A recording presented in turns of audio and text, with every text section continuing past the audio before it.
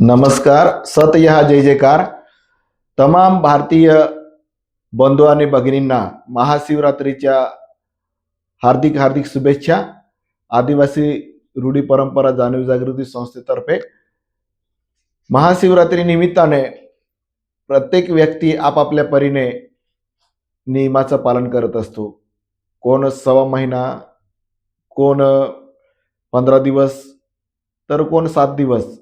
तर अशा निमित्ताने की माणूस एक स्वतःच्या मनातले नियम पाळत असतो आणि त्यानुसार तो त्याच्या मनोकामना पूर्ण करण्यासाठी महाशिवरात्रीला दर्शन घेत असतो या मातेचं.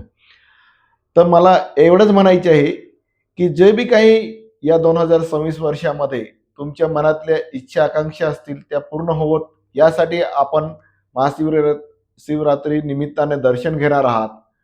तर एक आख्यायिकेच्या निमित्ताने म्हणावंसं वाटतं की एक शिकारी सुद्धा त्याचं मनाचं परिवर्तन करू शकतो महाशिवरात्रीच्या निमित्ताने. तर आपण तर या आधुनिक युगामध्ये काही करू शकत नाही.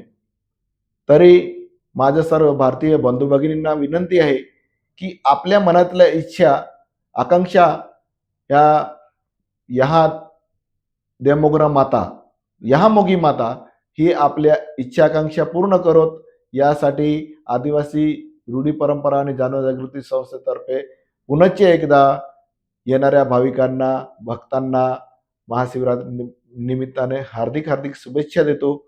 धन्यवाद. जय यहामोगी माता.